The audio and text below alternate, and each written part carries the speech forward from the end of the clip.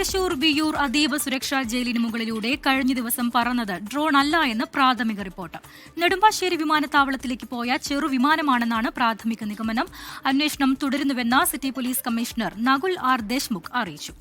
തൃശൂരിൽ നിന്ന് ശ്രീജിത്ത് ശ്രീകുമാരനുണ്ട് വിശദാംശങ്ങളുമായി. ശ്രീജിത്ത്, എങ്ങനെയാണ് ഇങ്ങനെ ഒരു സ്ഥിരീകരണത്തിലേക്ക് എത്താനായിട്ട് സാധിച്ചത്? ഡ്രോൺ അല്ല, ഒരു വിമാനമാണ് എന്നുള്ള സ്ഥിരീകരണത്തിലേക്ക് എത്താനായി സാധിച്ചത് എങ്ങനെയാണ്?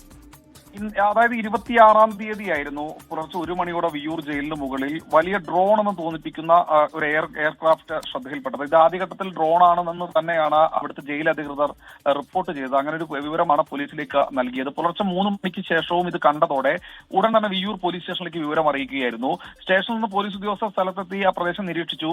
ചില സിനിമാ ഷൂട്ടിങ്ങുകളൊക്കെ ആ മേഖലയിൽ നടക്കുന്നുണ്ടായിരുന്നു.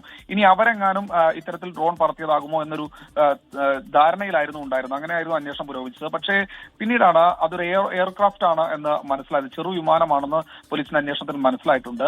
എയർക്രാഫ്റ്റ് സമാനമായ പാതയിലൂടെ പിറ്റേ ദിവസവും പോയിരുന്നു. അതോടുകൂടിയാണ് ഇത് എയർക്രാഫ്റ്റ് ആണെന്ന് മനസ്സിലായത്. ഇത് വളരെ താഴ്ന്നായിരുന്നു പറന്നിരുന്നത്. 60 മീറ്റർ മാത്രമായിരുന്നു ആ ഒരു താഴ്ച ഉണ്ടായിരുന്നത്. അതുകൊണ്ടാണ് ഇത്തരത്തിലൊരു സാധ്യത, ഡ്രോൺ എന്ന സാധ്യതയിലേക്ക് അവർ പോയത്. എന്തായാലും സിവിൽ ഏവിയേഷൻ വിഭാഗവുമായി ബന്ധപ്പെട്ടുള്ള ഒരു അന്വേഷണമൊക്കെ നടക്കുന്നുണ്ട്. കൂടുതൽ വിവരങ്ങൾ ശേഖരിച്ചു വരികയാണ്. ഇത് എപ്പോൾ പോയ എയർക്രാഫ്റ്റ് ആണ്, എവിടേക്ക് പോയതാണെന്നതിനെ കുറിച്ചുള്ള വിവരങ്ങളൊക്കെ കൃത്യമായ രീതിയിൽ അന്വേഷിച്ചു വരികയാണെന്നാണ് പോലീസ് പറയുന്നത്.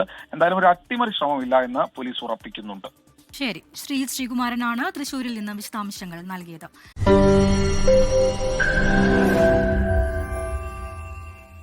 ലോകത്തെവിടെയായാലും ഏത് സമയത്തും 24 വാർത്തകളും ഓഗ്മെന്റഡ് റിയാലിറ്റി പാക്കേജുകളും എക്സ്പ്ലെയിനറുകളും വിശദമായി കാണാൻ ഞങ്ങളുടെ യൂട്യൂബ് ചാനൽ നിങ്ങൾക്ക് സബ്സ്ക്രൈബ് ചെയ്യാം.